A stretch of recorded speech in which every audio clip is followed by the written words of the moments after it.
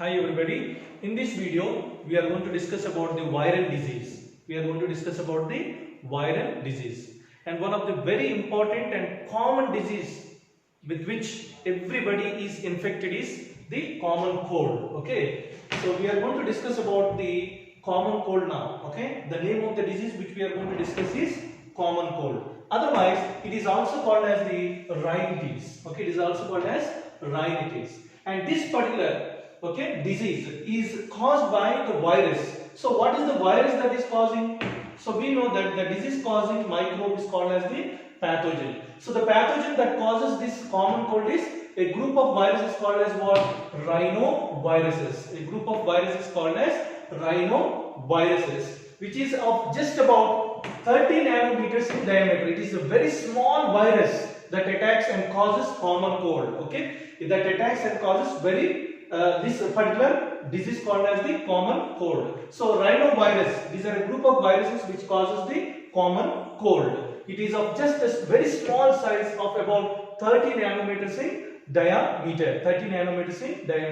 And this particular rhinoviruses, okay, it is belong to genus. Okay, it belongs to genus called as Enterovirus. It belongs to a genus called as Enterovirus, and the family to which it belongs is called as Picornaviridae. Okay, Picornaviridae. Okay, to this family this particular virus belongs to. Okay, this particular virus belongs to, and this virus will be infecting the nose and the respiratory passage.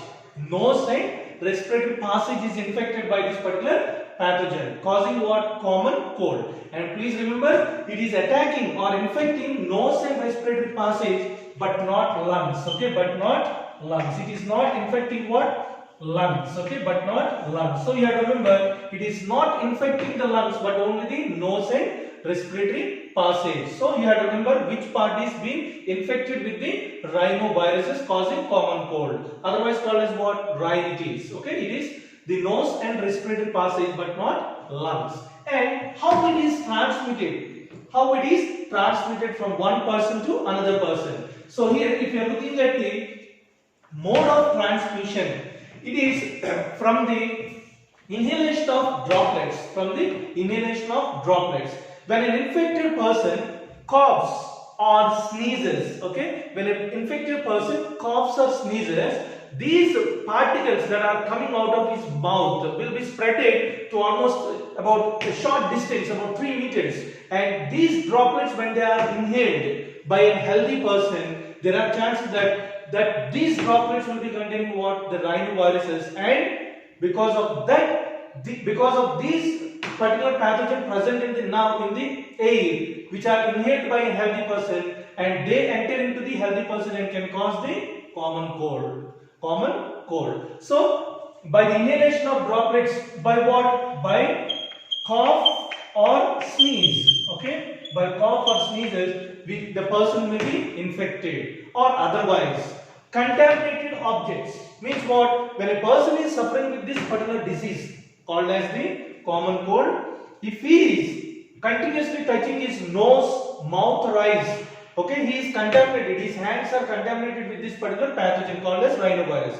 And this person, when he touches any object for that matter, okay, contaminated objects means now wherever or whichever the object he touches, it may be a pen, it may be books or cups, doorknobs, computer keyboard or mouse of the keyboard. When he touches or when he or she touches, suffering with what? Common cold, there are chances that this particular rhinovirus is also now present on these, and these objects are called as what now? Contaminated objects.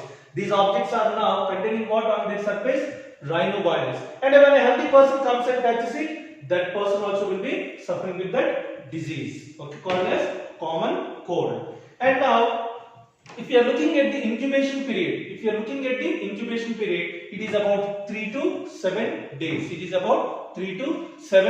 days. So here, the incubation period is about 3 to 7 days. 3 to 7 days, and this disease lasts for only about, we can say that it will be lasting for about 7 days. In some people, it may be for a long period of time. It may be for long period of time, but actually it may be lasting for 7 days. Last for 7 days. And signs and symptoms. What are the signs and symptoms of common cold? That particular person who is suffering with the common cold will be having nasal congestion. Okay, nasal congestion, and also discharge. Nasal congestion and discharge, sore throat and tiredness. He feels tiredness, hoarseness in his voice, cough and headache. Okay, these are all the signs and symptoms to say that that particular individual is suffering with what? Common cold. Is suffering with common cold. And some other important points that we have to remember is that when we are talking about this particular disease, remember that this is a viral disease, and that's why very important thing that we have to remember is that there is no vaccine for this particular disease. There is no vaccine that is being identified or discovered for this particular disease. Okay, for this particular disease. This disease is there common from the year 1950s. From 1950s, this has been seen attacking many people. Okay, many thousands and millions and billions of people are being attacked by this common cold. But there is no vaccine that is being discovered for this particular disease. Okay, for this particular disease. And this particular disease is a contagious disease which will be spreading generally in autumn and winter. In autumn and winter, and remains active outside the body for about 3 hours. This particular virus will be active outside the body for about 3 hours, and once it enters inside into the body, first 3 days it will be very severe. First 3 days it will be severe, and slowly it starts decreasing or reducing. Okay, the symptoms and signs will be reducing. And why it will reduce means, please remember, this disease will be generally cured by their own natural immune system. Our own natural immune system will be fighting against this particular virus and tries to destroy this particular virus. But there is no particular vaccine that is being discovered for this particular disease. And if you are seeing, this particular virus will be multiplying more, or proliferation, means proliferation or proliferates, means what? Multiplies.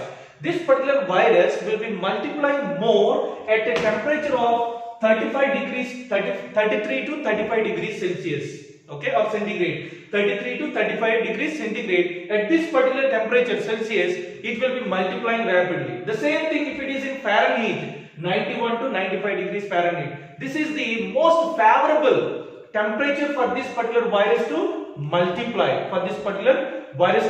And more common, or the best temperature or favorable condition is at 32 degrees Fahrenheit. Okay, 32 degrees Fahrenheit. And this is being maintained. We know, let me say like this, our body temperature is about what? 37 degrees. Okay, 37 degrees Celsius we say. Or otherwise we say it as 98 degrees Fahrenheit we say. 98 degrees Fahrenheit. But this particular virus will be showing more proliferation at 32 degrees Celsius, means our nose, which is in close contact with the environment, will be maintaining less temperature, and maybe it will be maintaining 32 degrees Celsius. So that's why it will be more multiplying, attacking the nose and the respiratory